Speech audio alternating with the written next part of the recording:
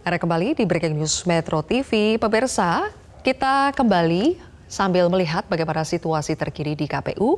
Kami ulangi kembali pemirsa bahwa hari ini KPU menyelenggarakan pengundian dan penetapan nomor urut peserta pemilu 2024. Ada 17 partai politik yang sudah ditetapkan lolos sebagai peserta pemilu 2024 dan tadi kita sudah menyaksikan pengundian nomor urut dan penetapan nomor urut. Saya sampaikan kembali bahwa nomor urut 1 dimiliki oleh PKB, nomor urut 2 Gerindra, nomor urut 3 PDI Perjuangan, nomor urut 4 Golkar, nomor urut 5 Nasdem, nomor urut 6 Buruh, nomor urut 7 Gelora, nomor urut 8 PKS, kemudian nomor urut 9 ada PKN, nomor urut 10 Hanura, nomor urut 11 Garuda, 12 PAN, 13 PBB, 14 Demokrat, kemudian 15 PSI, 16 Perindo, dan 17 P3. Yang menarik pada proses penetapan nomor urut parpol peserta pemilu 2024 kali ini pemirsa adalah partai lama yang ada di parlemen memiliki opsi untuk mempertahankan nomor urut lama mereka seperti di pemilu sebelumnya atau mengundi. Nah, opsi itu yang cukup menjadi perdebatan kenapa harus ada perbedaan antara partai parlemen dan juga partai non-parlemen.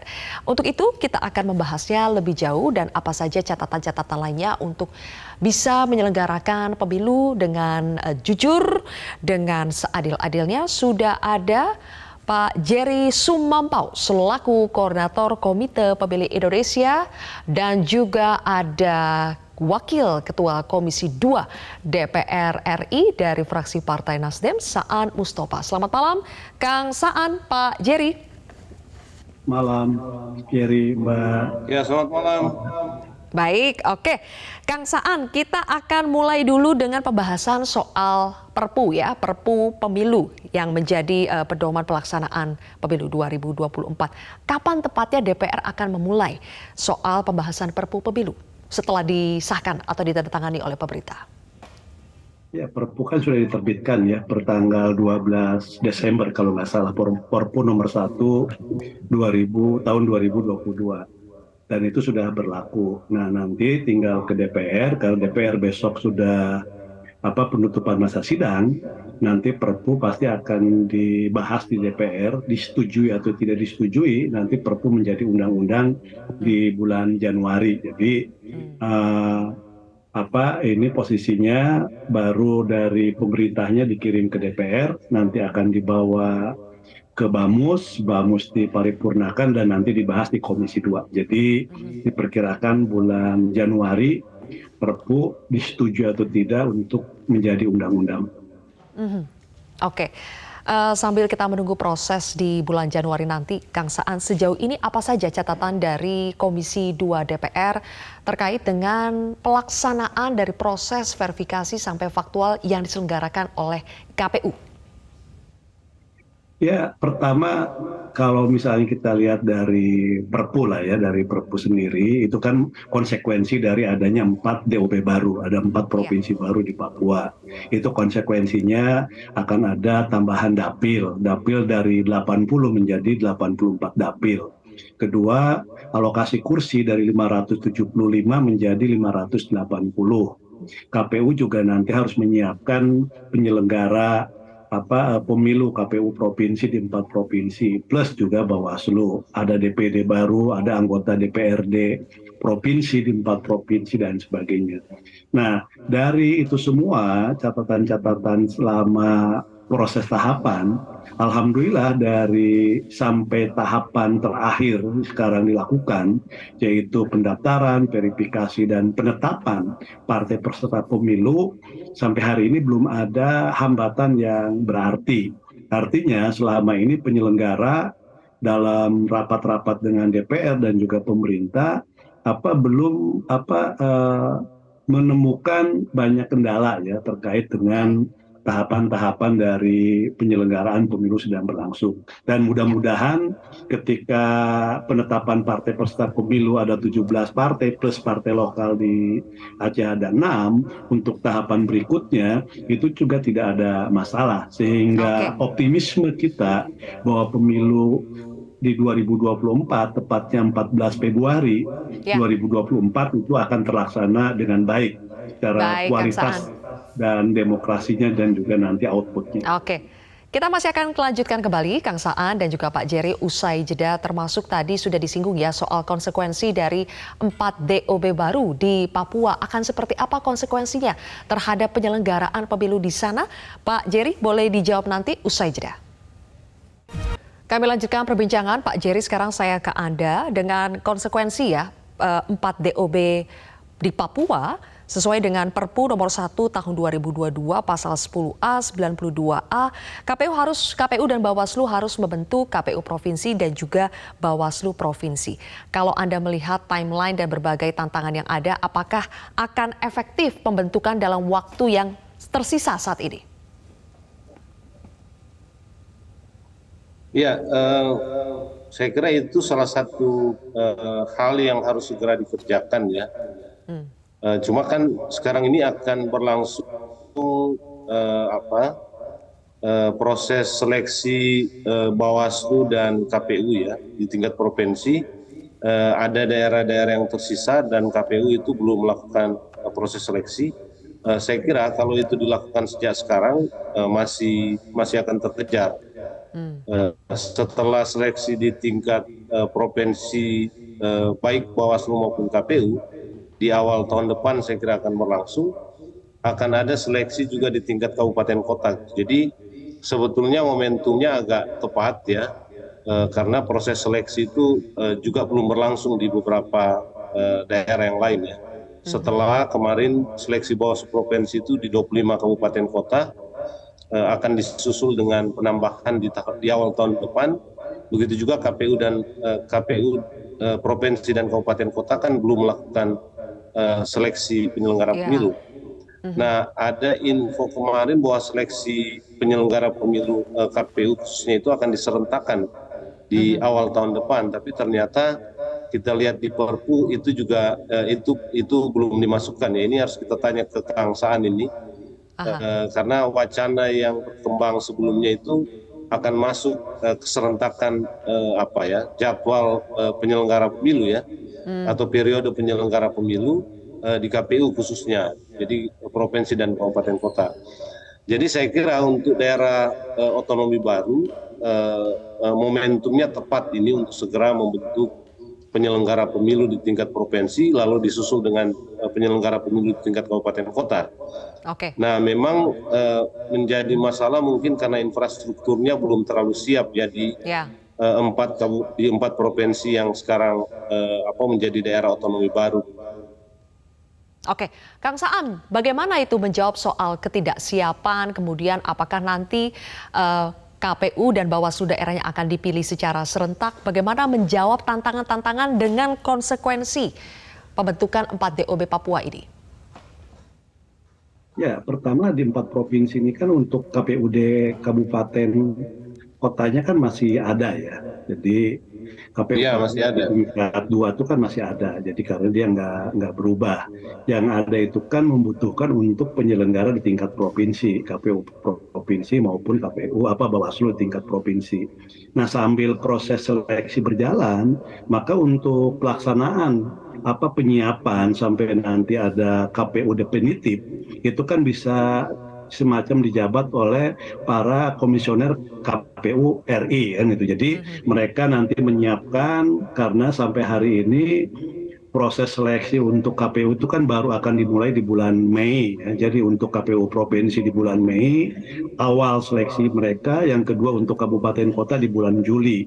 Jadi itu nanti bisa dirangkap atau bisa dikerjakan oleh KPU RI, menyiapkan tim sel, dan nanti di Mei sudah ada KPU definitif. Nah, tapi untuk persiapan menyangkut yang lain-lain kan DPT dan sebagainya mereka kan sudah berjalan semua. Jadi secara teknis saya meyakini itu tidak akan menjadi persoalan ya. Jadi kita sudah diskusikan secara mendalam terkait dengan soal bagaimana nanti pelaksanaan atau penyiapan tahapan-tahapan yang ada di 4 provinsi baru itu tadi. Oke, itu secara teknis ya, tapi saya ingin menyinggung permasalahan yang substansial, yaitu terkait dengan dugaan manipulasi hasil verifikasi faktual. Ketika proses sudah berjalan, penetapan peserta, nomor urut peserta pemilu sudah dilakukan, agak sedikit mengganggu ini Kang Saan dengan munculnya dugaan manipulasi seperti ini. Jangan sampai ini berkepanjangan, muncul lagi dugaan-dugaan kecurangan lainnya. Apa yang akan dilakukan Komisi 2 DPR untuk menjernihkan persoalan ini? Ya, tentu kita akan meminta klarifikasi ya dari KPU terkait dengan isu atau dugaan adanya manipulasi data ketika melakukan verifikasi faktual. Jadi ini juga penting agar tadi yang namanya integritas, kredibilitas, profesionalitas penyelenggara ini kan bisa terjaga ya gitu. Jadi jangan sampai nanti beredar spekulasi bahwa integritas mereka itu kan dipertaruhkan sekarang, kredibilitas mereka dipertaruhkan, dan tentu mereka harus bisa menjawab ini semua. Nah yang kedua, kalau misalnya ini nggak bisa dijernihkan, nggak bisa diklarifikasi dengan baik, maka tentu juga ini akan berpengaruh terhadap proses tahapan-tahapan penyelenggaraan pemilu berikutnya. Karena kita ingin pemilu yang transparan, pemilu yang profesional, berintegritas, berkualitas itu kan harus diawali dari tahapan yang pertama ini, tahapan verifikasi. Nah, kalau ininya saja sudah ada menjadi persoalan di publik, maka tahapan berikutnya tentu akan terganggu. Nah, ini penting, dan Komisi 2 dalam kesempatan pertama nanti dengan penyelenggara, pasti ini akan kita coba pertanyakan, akan kita minta klarifikasi untuk diberikan penjelasan secara detail oleh penyelenggara KPU, terutama oleh KPU ya, terkait dengan verifikasi. Yang kedua kan mereka bisa, kan nanti ada fase sengketa proses ya, jadi mereka yang misalnya ada keberatan kan bisa juga melakukan maju ke sengketa proses untuk kalau mereka misalnya diindikasikan ada manipulasi, ada kecurangan dan sebagainya. Iya, Kang Saan, Pak Jerry, intinya adalah kita menghadapi tantangan besar lagi-lagi soal integritas dari penyelenggara pemilu. Pak Jerry, untuk memastikan KPU, Bawaslu, sampai aparat keamanan bisa menjalankan fungsinya dengan jujur berintegritas, apa yang harus dilakukan oleh pemerintah? Iya, kalau pemerintah kan nggak boleh melakukan banyak ya.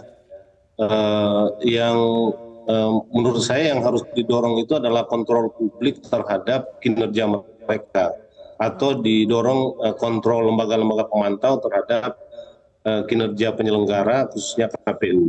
Tapi saya kira dalam kasus ini memang butuh penjelasan dari KPU ya, mungkin setelah pengumuman atau setelah pengumuman peserta pemilu partai dan pengundian partai peserta pemilu, KPU mesti menjelaskan di mana duduk persoalan kasus ini, karena sudah sempat muncul dalam pemberitaan beberapa hari terakhir ini. Jadi harus ada penjelasan tentang itu, dan saya kira Komisi 2 punya kewajiban untuk mengklarifikasi ini kepada KPU supaya ini tidak menjadi duri dalam daging yang mendelegitimasi pemilu 2024 ini.